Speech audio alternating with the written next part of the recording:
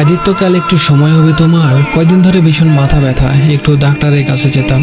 আদিত্য ল্যাপটপে বসে কাজ করছিল, এমন সময় কথাটা বলে উঠল মোহনা। আদিত্য কাজের মাঝে ল্যাপটপ থেকে চোখ না ফিরিয়েই বলে উঠল, আমার সময় নেই, কাল ইম্পর্টেন্ট মিটিং আছে। মোহনা বলল, আপনি একটু সময় করে ছুটি নিন না, অনেকদিন কোথাও একসাথে ঘোরা হয়নি, আর ডাক্তারের কাছে যাব। আদিত্য বলল, আশ্চর্য, সেদিনে তো ঘুরে আসলাম, আর তুমি হাজার জোরাজোরি করলেও আমি সময় দিতে পারবো না। এবার অনেক টাকার ডিল এটা, আর তোমার হয়তো মাইগ্রেনের সমস্যা, তুমি ডাক্তারের কাছে চলে যেও গাড়ি নিয়ে। মোহনা আর কিছু না বলে অশ্রুসিক্ত নয়নে আদিত্যের দিকে তাকিয়ে বিছানায় শুয়ে পড়ল। এখন রাত 2টা-3টা পর্যন্ত এভাবেই কাজ করে যাবে আদিত্য, আর সকালে উঠে অফিসে চলে যাবে। মোহনাকে একটু ভালো মতো সময়ও দেয় না। আদিত্যের সাথে পারিবারিকভাবেই বিয়ে হয়েছে, সবকিছু ঠিকঠাক ছিল। আদিত্য ভাবে টাকাই সব সুখের মূল, কিন্তু আসলেই কি তা সঠিক? একটা মানুষকে সময় দেওয়ার থেকে বড় সুখ আর নেই।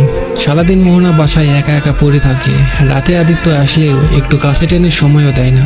তার ভাবনাতেও আসে না যে একটা মানুষ তার অপেক্ষায় সারাদিন একা একা কাটিয়ে দেয়। এই না যে আদিত্য মোহনাকে ইগনোর করে, সেও ভালোবাসে মোহনাকে, কিন্তু ওই যে টাকায় সব ভাবে সে। কয়দিন ধরে মোহনার হঠাৎ ভীষণ মাথা ব্যথা ওঠে, তাই আজকে ভাবলো আদিত্যকে একটু বলে একসাথে ডাক্তারের কাছে যাবে, কিন্তু তার হলো না। মোহনা এসব ভাবতে ভাবতেই ঘুমিয়ে পড়ে। আদিত্য কাজ শেষ হতে হতে অনেক রাত করালো। সে মোহনার দিকে এক ফলক তাকিয়ে কাঁথা টেনে দিয়ে নিজেও শুয়ে পড়ল। সকালে উঠে পাশে আদিত্যকে দেখলো না মোহনা, বোধহয় অফিসে চলে গেছে। মোহনার আজ উঠতে উঠতে দেরি হয়ে গিয়েছে। ইস, মানুষটা তার জন্য না খেয়ে অফিসে গেল। মোহনা আপন মনে বিড়বিড় করে ফ্রেশ হয়ে এলো। তারও আর কিছু খেতে ইচ্ছে করেনি, তাই রেডি হয়ে ডাক্তারের উদ্দেশ্যে বেরিয়ে পড়ল। সন্ধ্যায় ডাক্তার দেখিয়ে বাড়ি ফিরল মোহনা। ডাক্তার কি বলল মোহনা? প্রতিদিনের মতো রাতে ল্যাপটপে কাজ করতে করতে জিজ্ঞেস করলো আদিত্য।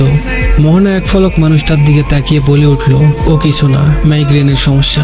আদিত্য আর কোনো জবাব না দিয়ে কাজ করতে লাগলো, আর মোহনা কাঁদো কাঁদো চোখে আদিত্যের দিকে তাকিয়ে রইল। দিন যতই যায় মোহনার মাথা ব্যথা ততই বাড়তে থাকে। প্রতিদিনের মতো আজও আদিত্য মোহনার আগে ঘুম থেকে উঠল। আদিত্য উঠে মোহনার দিকে এক পলক তাকিয়ে ফ্রেশ হয়ে অফিসের দিকে রওনা হয়ে গেল। কাজের মাঝে হঠাৎ করে কল বাজতেই আদিত্য বিরক্ত বোধ হলো। ভাবলো মোহনা কল করেছে। প্রতিদিন এই মেয়েটা 3-4 বারের উপর কল করে করে কাজে ডিস্টার্ব করে। আদিত্য বিড়বিড় করে মোবাইলের দিকে না তাকিয়ে কেটে দিল। তারপর কয়েকবার বাজতেই আদিত্য কল ধরিয়ে রাগী গলায় বলে উঠল, উফ মোহনা, তোমায় কতবার বলবো আমি কাজের সময় কল না দিতে। দ্রুত বাসায় এসো আদিত্য। ওপাশ থেকে মায়ের ভারী কণ্ঠ শুনতেই আদিত্য বলে উঠল, মা, গ্রামের বাড়ি থেকে তুমি কখন এলে, আর তোমার কণ্ঠ এমন শোনাচ্ছে কেন? আদিত্য আর কিছু না ভেবে দ্রুত অফিস থেকে বেরিয়ে এলো। বাসার সামনে আসতেই দেখলো অনেক ভিড়। এত ভিড় কিসের? আদিত্য বুঝতে পারলো না। সকালেই তো সবকিছু ঠিকঠাক ছিল। আদিত্য দ্রুত ভিড় ঠেলে ঢুকতেই দেখলো সাদা কাপড়ে ঢাকা তার প্রিয়তমা প্রেয়সী শুয়ে আছে। আদিত্য স্তব্ধ। সে দ্রুত গিয়ে এগিয়ে মোহনার পাশে মেঝেতে ধপ করে বসে পড়ল। পাশেই অদূরে তার মা মুখে আঁচল ঢেকে কাঁদছে। আদিত্যের এখনো বিশ্বাস হচ্ছে না তার মোহনা আর নেই। সে এক দৃষ্টিতে মোহনার দিকে তাকিয়ে রইল। তার এখনো বিশ্বাস হচ্ছে না মোহনা আর ফিরবে না তার কাছে, আর কোনো আবদার ধরবে না। মোহনার খাটিয়ে তুলতেই আদিত্য মায়ের উদ্দেশ্যে কাঁদো কাঁদো কণ্ঠে বাচ্চার মতো করে বলে উঠল, মা, আমার মোহনাকে কই নিয়ে যাচ্ছে?